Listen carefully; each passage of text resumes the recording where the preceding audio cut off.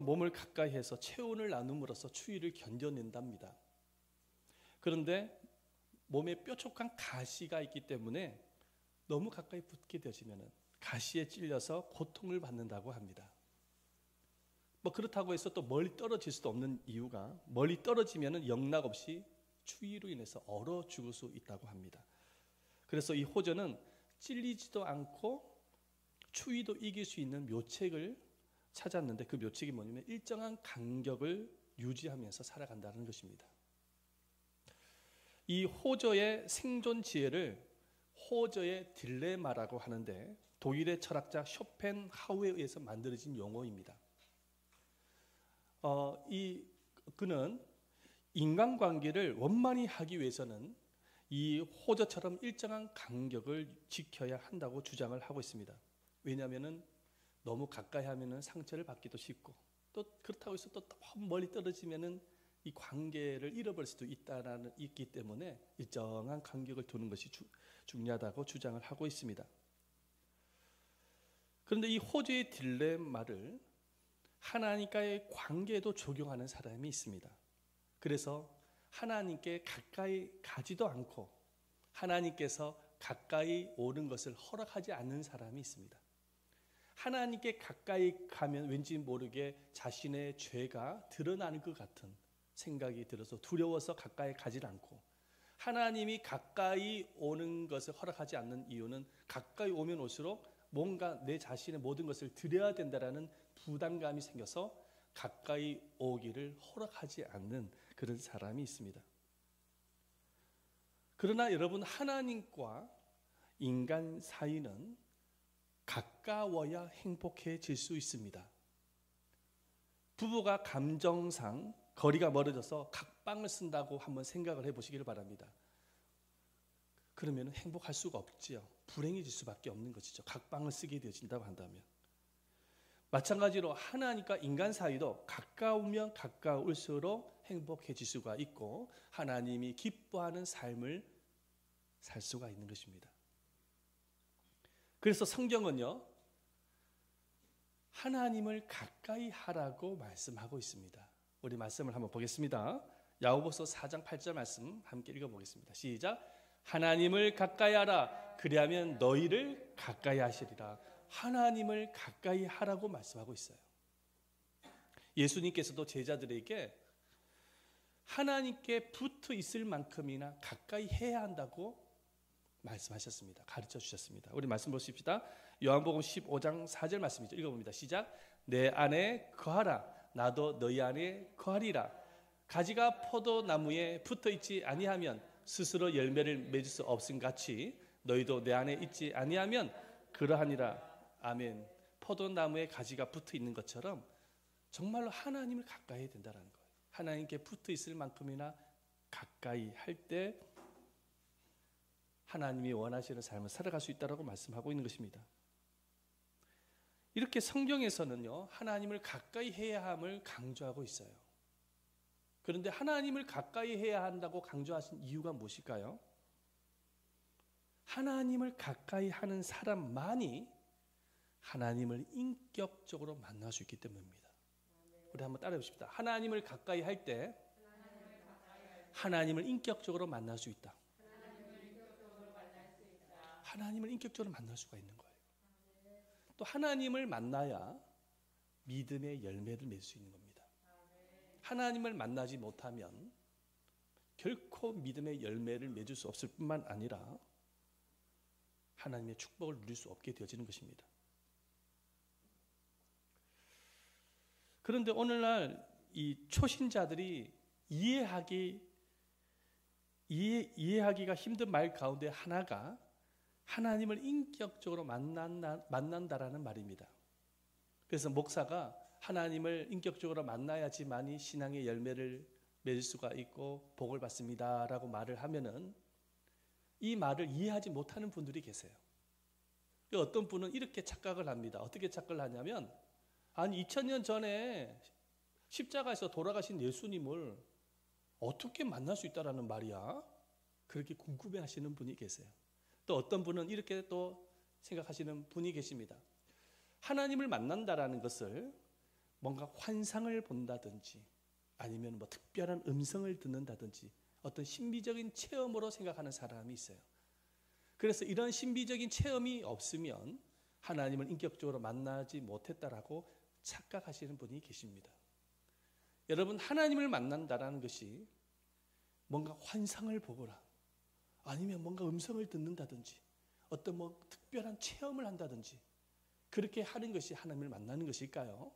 성경은 그렇게 말씀하고 있는 것일까요? 물론 그것도 만날 수도 있는 부분이 될 수도 있겠지만은 성경은 그렇게 말씀하고 있지는 않습니다. 여러분, 하나님을 인격적으로 만난다라는 것은 어떤 의미일까요? 첫 번째로 시작. 말씀을 통하여 만나는 것입니다. 하나님을 인격적으로 만난다는 것은 말씀을 통해 만나는 거예요. 말씀을 통해서 만나는 것입니다. 할렐루야. 오늘 이 본문을 보면은 BC 586년경에 바벨론 포로로 끌려갔던 이스라엘 백성들이 힘겹게 바벨론 포로 가운데 살고 있었을 때에 하나님께서 그들에게 주신 말씀입니다. 그들은요, 에레미야 선지자의 경고에도 불구하고 하나님을 떠나서 우상을 숭배하고 온갖 범죄를 저지른 결과 하나님께서 바벨론이라는 나라를 일으켜가지고 멸망케 했습니다. 이 바벨론에 의해서 멸망을 당했을 때에 그들이 신성시 여겼던 예루살렘 성전은 무너지게 되어지고 많은 유대 백성들이 포로로 끌려가는 비극을 만나게 되어졌습니다.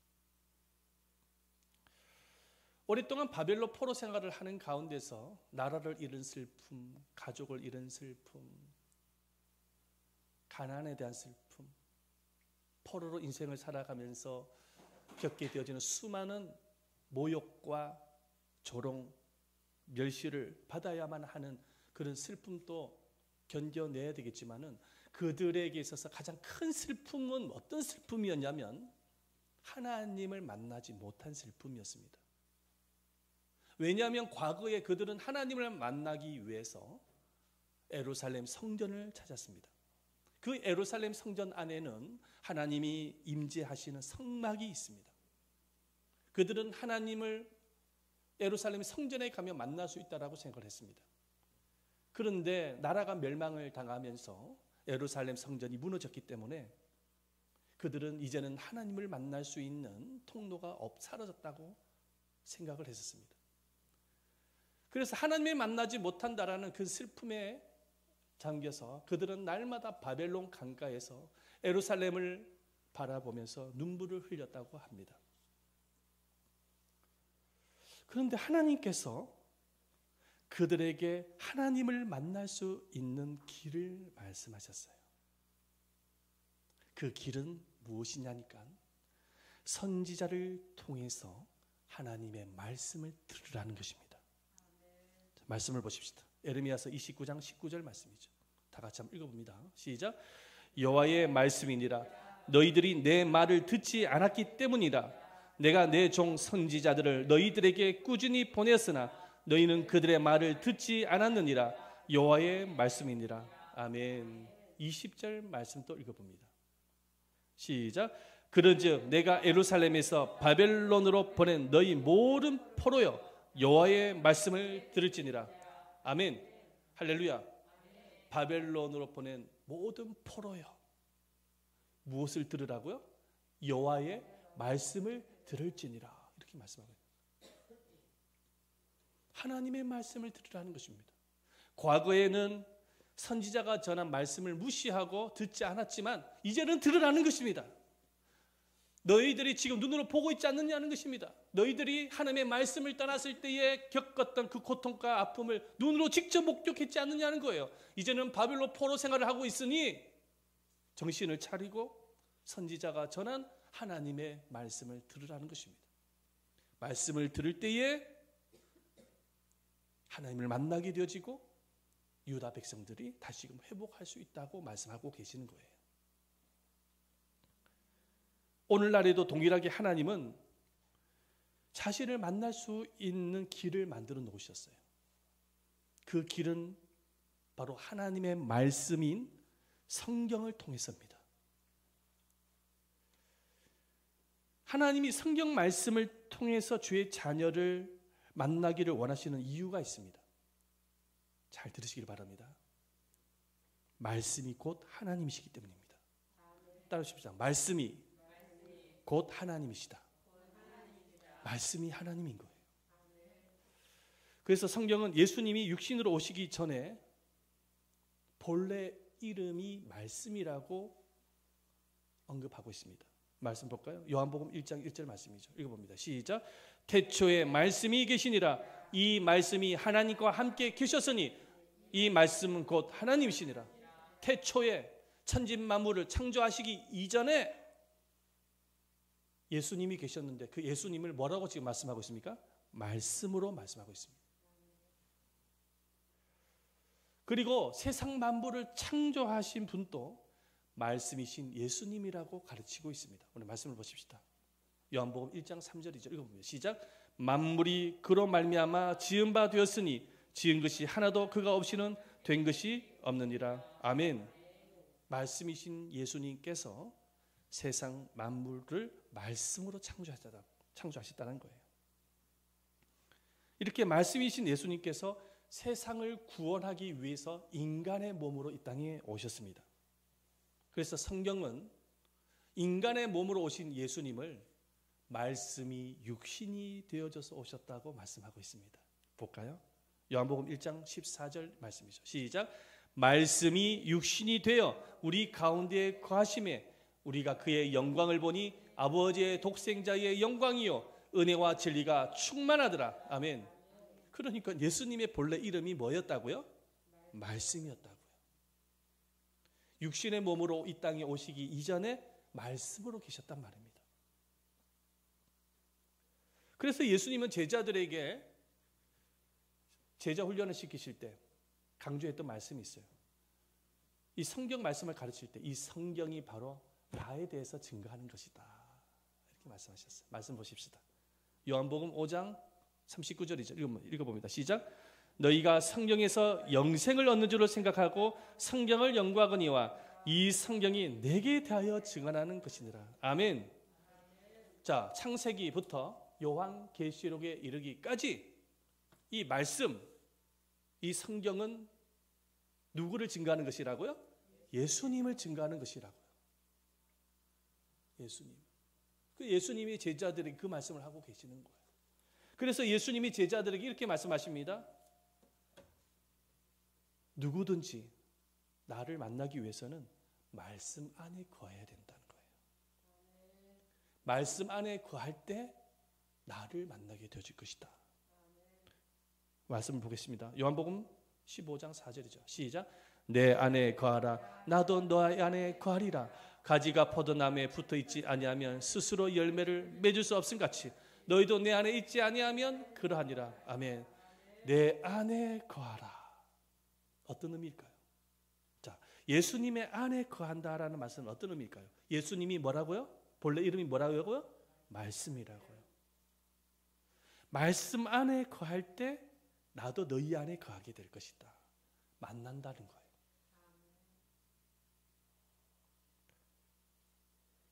그래서 성경을 읽지 않고 하나님의 말씀을 듣지 아니하면 주님을 결코 만날 수 없습니다. 저는 여러분들에게 질문을 드리고 싶은 것이 그거예요.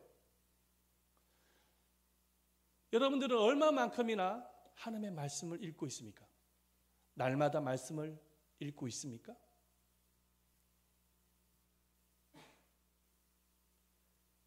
그리고 하나님의 말씀을 듣고 계십니까? 만약에 여러분들이 하나님의 말씀을 읽고 있지 않는다고 한다면 이 주일 예배를 무시해서 하나님의 말씀을 듣지 않고 있다고 한다면 죄송하지만은 주님을 만날 수 없습니다. 주님을 만나지 못하면 그 영혼이 죽을 수 있습니다. 주님을 만나지 못하는데 그 영혼이 어떻게 되겠어요? 믿음이 생기겠습니까? 믿음이 생길 수가 없지요. 당연한 거 아닙니까? 믿음이 안 생기면 어떤 일이 일어날까요? 이스라엘 백성들이, 유다 백성들이 바벨론 포로로 끌려가는 거 보십시오. 네, 패망의 길로 가는 겁니다. 할렐루야.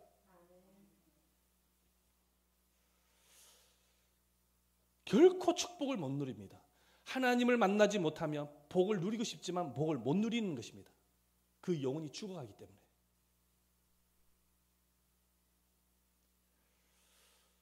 우리가 이 주일 예배를 드리는 이유는 물론 하나님을 높여드리고 경배하기 위한 목적도 있지만 더 큰 목적이 있습니다. 그 목적이 뭐냐면 주님을 만나기 위해서 예배를 드리는 겁니다. 그런데 예배 중에 언제 하나님을 만날 수 있을까요?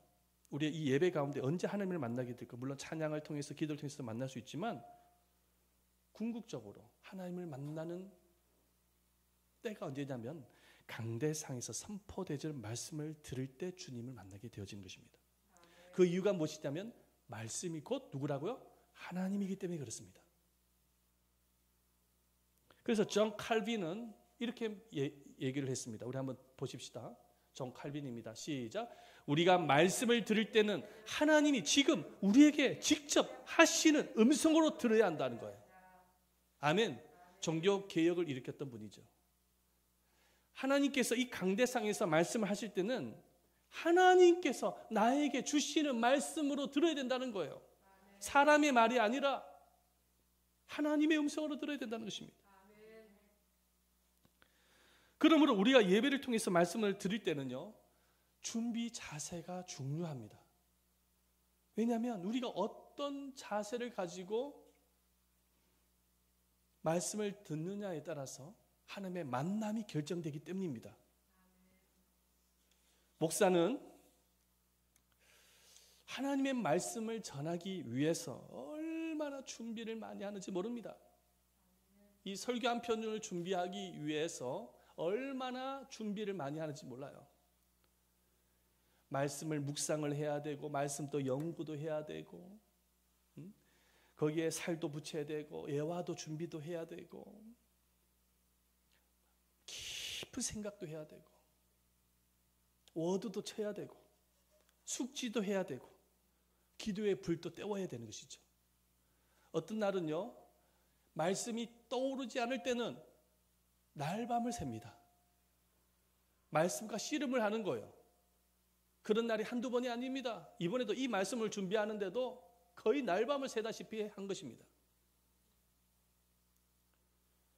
그래서 이 설교 한 편이 탄생이 되어지는 것이 마치 어떤 여자분이 회산의 고통을 느끼는 것과 비슷하다고 비유를 들기도 합니다.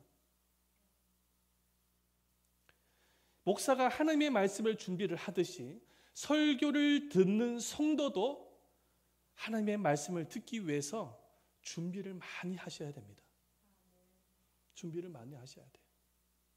어떤 준비를 해야 될까요? 적어도 예배 10분 전에는 오셔야 됩니다. 할렐루야. 그런 준비가 필요한 거예요. 예배의 시간을 넘어가면 안 돼요. 예배 10분 전에는 오셔서 말씀을 듣기 위해서 기도하셔야 되는 것입니다. 할렐루야. 제가 처음으로 신앙생활을 할 때 저를 교육했던 간사님이 계셨습니다. 그 간사님이 저를 교육할 때 어떻게 교육을 하냐니까, 예배를 드릴 때 가장 먼저 깨끗한 옷을 입어야 되고, 옷도 단정하게 입어야 되고, 그래야 된다는 거예요. 그리고 헌금을 준비할 때도 더러운 돈이 아니라 깨끗한 완전 빳빳한 새 돈을 준비하라는 거예요. 만약에 그 헌금 돈이 더러우면 다른새라도 그렇게 가져오라는 것입니다. 그렇게 드려야 된다는 거예요. 뿐만 아니라 교회에 오면은 맨 앞좌석에 앉아야 된다는 거예요. 맨 앞좌석에. 그것도 10분 전에는 꼭 와서 기도로 준비를 하라는 것입니다. 그때 당시에는 제가 초신자였기 때문에 그 말을 듣고 상당한 부담감을 느꼈습니다. 내가 과연 이 일을 할 수 있을까? 그런데 지금 생각해 보면 그때 당시 간사님께서 왜 저한테 이런 교육을 시켰는지를 이해하게 됩니다. 제가 어떻게 준비를 하느냐에 따라서 하나님의 만남이 결정이 되기 때문입니다. 여러분, 무당이 구슬하기 전에 반드시 하는 것이 있다고 합니다. 무당이 구슬하기 전에 반드시 하는 것. 뭐냐니까 목욕을 제기하는 것이라는 것입니다. 목욕을 제기해서 하는 이유가 뭐냐면 이 몸도 마음도 깨끗하게 해야 이 귀신한테 자기가 원하는 것을 얻을 수 있다고 믿고 있기 때문입니다. 이 무당도 보면은 귀신한테 자기가 원하는 것을 얻기 위해서 준비를 철저히 하는데, 하나님의 자녀가 하나님을 만나기 위해서 준비해야 되는 것은 당연한 거 아닙니까? 준비함 없이는 어떻게 우리가 주님을 만날 수 있습니까?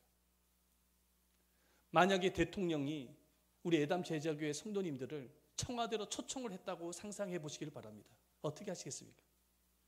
아마도 그 다음 날에 가기 전에 미용실부터 찾을 겁니다.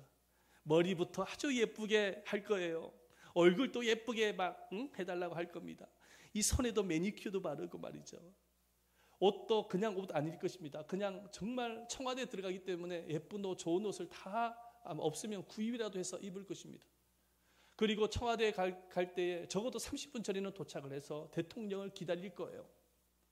대통령을 만날 때도 그냥 만나지 않을 겁니다. 대통령을 만나는데 졸거나 딴 생각을 하면 되겠습니까? 정신을 바짝 차려야 되겠죠. 정신을 바짝 차려가지고 대통령을 만나서 이야기를 듣고 대화를 할 것입니다. 우리가 교회에 나올 때 우리가 예배 드리러 나올 때에 하나님을 만나러 나올 때 이런 준비가 필요한 것이죠. 대통령보다 더 높으신 분이 누구입니까? 하나님이잖아요.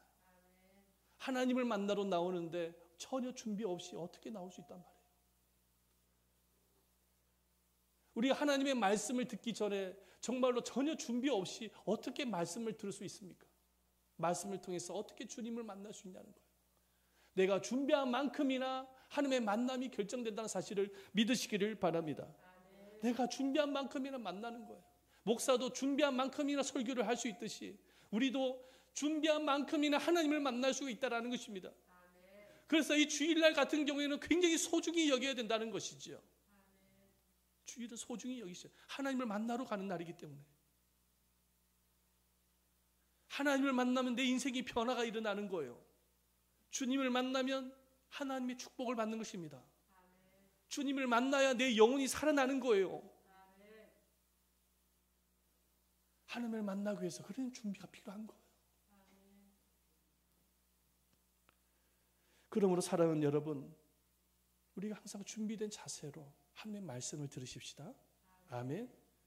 날마다 하나님의 성경, 우리가 성경을 읽고 묵상하십시다. 그럴 때 주님을 만나게 되십니다. 성경을 떠나서는 하나님을 만날 수가 없어요. 예수님이 뭐라고요? 말씀이라고요. 말씀. 자, 두 번째로 우리가 주님을 만나기 위해서는 어떻게 해야 됩니까? 자, 시작. 기도를 통해서 만난다는 것입니다. 하나님을 인격적으로 만난다는 의미는 어떤 의미냐면 기도를 통해서 만난다는 의미를 갖고 있는 거예요. 자, 하나님은 바벨론 포로 생활 가운데 있었던 유다 백성들을 향하여서 하나님을 만날 수 있는 또 다른 길에 대해서 말씀하십니다. 그 길이 어떤 길이냐? 바로 기도를 통해서 만날 수 있다는 거예요. 그래서 이렇게 말씀을 합니다. 우리 에레미야서 29장 12절과 13절이죠. 다 같이 한번 읽어봅니다. 시작. 너희가 내게 부르짖으며 내게 와서 기도하면 내가 너희들의 기도를 들을 것이요 너희가 온 마음으로 나를 구하면 나를 찾을 것이요 나를 만나리라. 할렐루야. 자, 하나님을 만나게 하는 이 기도의 수준에 대해서는 여기 언급을 하고 있는데요. 보면은 온 마음으로 기도하라는 거예요. 너희가 온 마음으로 나를 구하면 이렇게 말씀하고 있어요. 온 마음이라는 것은 뭐냐면 간절하게 하나님을 구하라는 것입니다. 전심으로 기도하라는 거예요. 그럴 때 주님을 만나게 되진다는 것입니다. 주님을 만나고 싶으십니까? 그러면은 온 마음으로 간절한 마음으로 기도하시기를 바랍니다. 그래서 잠언서 8장 17절 말씀에도 이렇게 기록을 하고 있어요. 잠언서 8장 17절이죠. 읽어봅니다. 시작. 나를 사랑하는 자들이 나의 사랑을 입으며 나를 간절히 찾는 자가 나를 만날 것이라.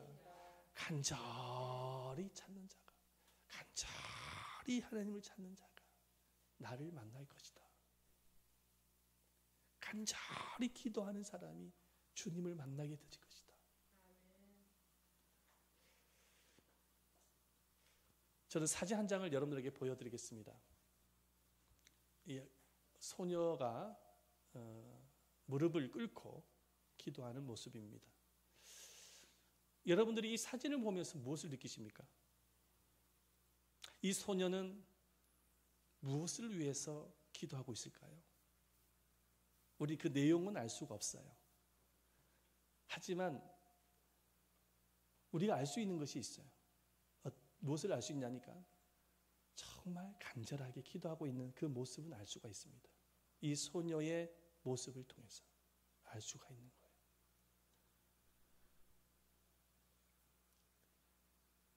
간절함이 없는 사람은 하나님 앞에 무릎을 꿇지 않아요. 간절함이 없는 기도는 하나님을 만나질 못합니다. 간절함이 필요한 거예요.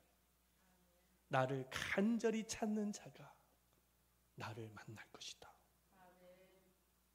나를 간절히 찾는 자가 나를 만날 것이다.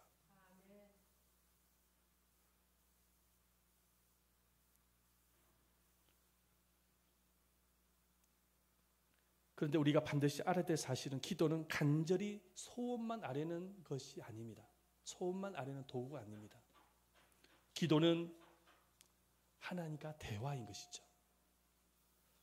그래서 기도를 통해서 우리는 내 마음의 아픔과 슬픔도 나눌 수 있어야 되고, 기도를 통해서 나의 기쁨과 즐거움과 감사도 나눌 수 있어야 되는 거예요. 왜냐하면 기도라는 것은 도깨비 방망이처럼 뭔가 나오는 그게 아니라 기도는 대화인 거예요. 대화. 하나님과의 대화, 하나님과의 관계인 것입니다. 인격적인 관계. 그래서 내가 괴로울 때, 힘들 때 묻어두는 것이 아니라 주님께 내 괴로움을, 내 슬픔을 나눌 수 있어야 되는 거예요. 그게 기도예요. 내가 좋은 일, 기쁜 일이 생기면은 주님께 먼저 내 기쁨을 아뢰 수 있어야 되는 것입니다. 날마다 나의 삶 속에서. 마치 자녀가 부모와 대화를 나누듯이 하나님의 자녀가 하나님과 대화를 나누는 거예요. 왜냐하면 기도라는 것은 하나님과 대화이며 만남이기 때문에 그래요. 그래서 내가 기도할 때에 지금 나는 하나님을 만나고 있는 거예요.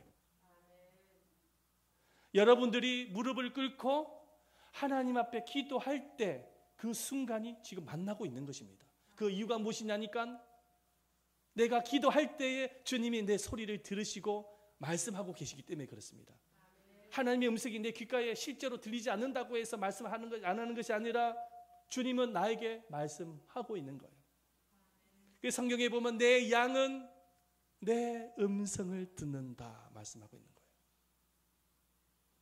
그래서 기도를 통해서 하나님의 음성을 들으며 순종하며 살아가는 삶, 그 삶이 하나님과 동행하는 인생인 거예요. 성경은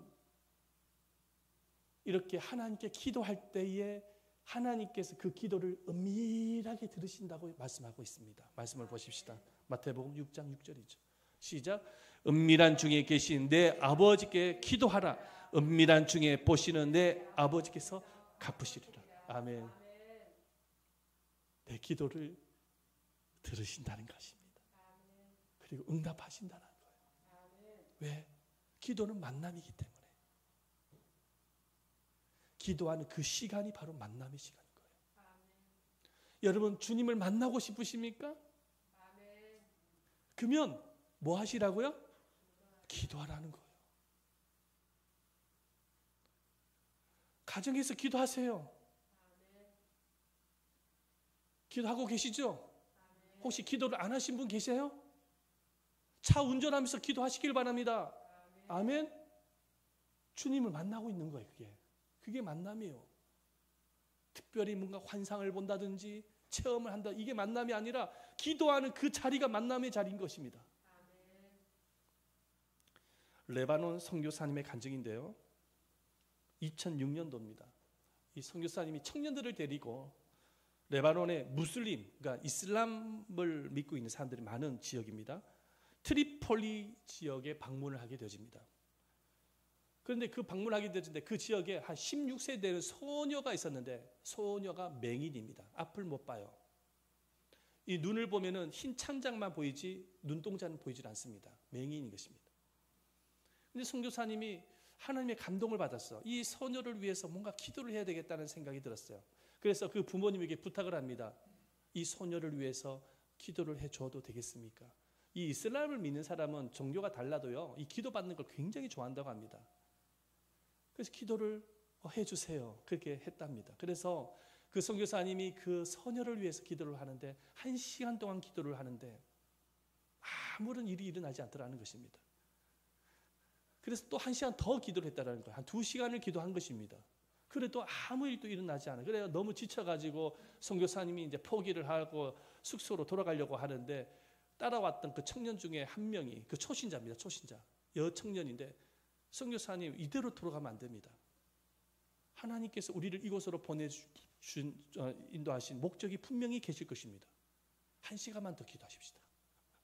선교사님보다 믿음이 더 좋으세요. 초신자가. 그래가지고 어쩔 수 없이 청년들과 함께 또 그 소녀를 위해서 기도를 했습니다. 1시간 더. 3시간을 기도한 것이죠. 근데 그렇게 기도를 했는데 이게 웬일입니까? 흰 창자밖에 보이지 않는 눈에 검정색 빛이 보이더랍니다. 검정색 빛이 왔다 간다 하는 게 보이더라는 거예요. 그런데 시간이 가면 갈수록 그 검정색 빛이 선명해지더니 그 검정색 빛이 검은 눈동자가 되어지더라는 것입니다. 그러면서 소녀가 앞을 보게 되는 거예요. 그 기적을 본 거예요. 그래가지고 그 선교사님이 따라왔던 청년들 모두가 은혜를 받았어요. 너무 성령 충만을 받아가지고 그 청년들이 그 무슬림이 있는 그 이슬람 사람들한테 예수님을 전하기 시작하는 거예요. 예수님이 이렇게 하셨다고 전하는 것입니다. 그때 예수를 믿은 사람이 46명입니다. 그래서 그곳에 교회가 세워졌어요. 그리고 6개월 후에 그 교회가 70명으로 올라갑니다. 여러분, 우연일까요? 아니에요. 기도하면 이런 기적이 일어나는 거예요. 그 이유가 뭐냐면 기도가 주님을 만나기 때문입니다. 기도가 주님을 만나는 것이라니까요. 따릅시다. 기도는 주님을 만나는 것이다. 그러면 주님을 만나기 위해서는 어떻게 해야 됩니까? 기도해야 되는 거예요. 그러면 기적이 일어나요. 역사가 일어나는 것입니다.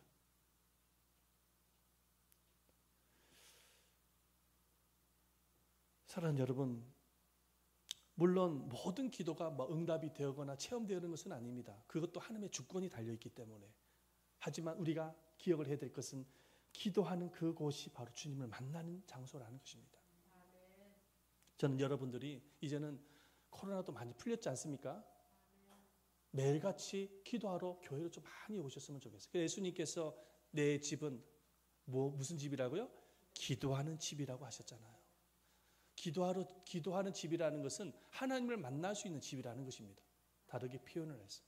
그래서 교회를 좀 많이 나오셔서 목사만 독점하는 장소가 아니라 여러분들이 좀 오셔가지고 기도로 독점하는 교회가 되시기를 축원드립니다. 오셔서 기도를 좀 많이 해서 주님을 좀 만나셨으면 좋겠습니다. 세상은요 점점 이 사사시대처럼 아까 우리 권사님께서 기도하셨듯이 암흑의 시대로 치닫고 있습니다. 아마 느끼실 거예요. 언론 매체를 통해서 느끼실 겁니다. 이제 코로나도 점점 감소가 되어서 정부에서는 이제 코로나도 이제 방역도 점점 풀고 있습니다. 완화 정책을 피고 있죠. 하지만 또 다른 코로나 변이가 출몰할 수 있다는 불안감은 여전히 남아 있습니다. 우크라이나와 러시아 전쟁은 지금 끝이 보이질 않죠. 우크라이나와 러시아 전쟁은 끝이 보이질 않습니다. 계속 사람이 죽어가고 있습니다. 전쟁을 통해서. 너무 안타깝습니다. 그 백성들 너무나도 불쌍해요. 심지어 핵전쟁이 일어날 수 있다는 말도 돌고 있습니다. 핵전쟁. 러시아가 핵을 터뜨리겠다고 협박을 하는 것 같습니다. 이 우크라이나 전쟁으로 인해서 앞으로 경제 공황이 올 수 있다는 말도 들립니다. 경제 공황이 올 수 있대요. 여러분, 이렇게 세상은 종말로 가고 있습니다. 암흑으로 가고 있어요.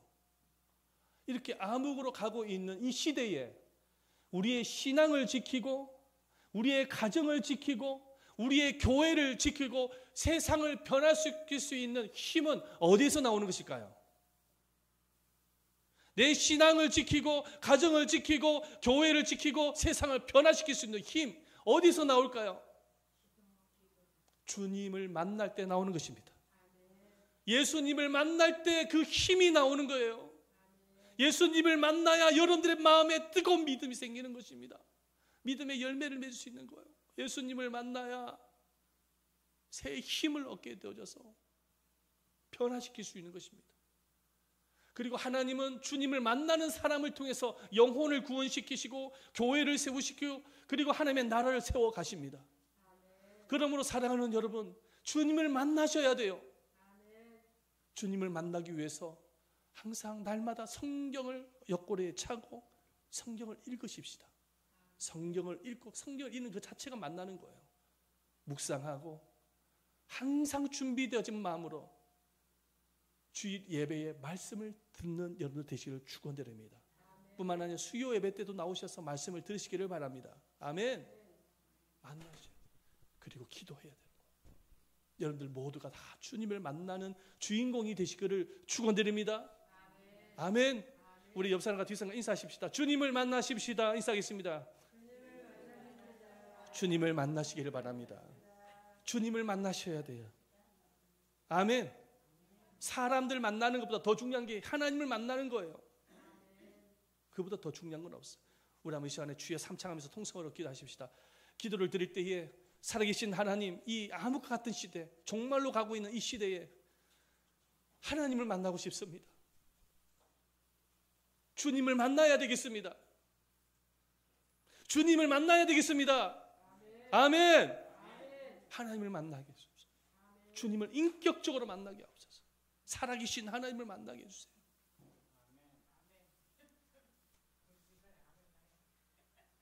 다 같이 주여 삼창하면서 통성으로, 주여 삼창하며 통성으로 주님을 만나고 싶습니다. 주님을 만나기를 원합니다. 딴 기도 하지 마십시오. 이것만 위해서 기도하십시다. 주여 삼창하며 기도합니다. 시작. 주여 주여 주여. 살아계시고 자비로우신 아버지 하나님 앞에 기도합니다. 아버지 하나님, 주님을 만나기를 원합니다. 이 암흑과 같은 시대에 아버지 하나님을 만날 수 있기를 원합니다. 아버지 하나님이여 만나기를 원합니다. 주님을 만나기를 원합니다. 하나님의 만나기를 원합니다. 그래서 성경을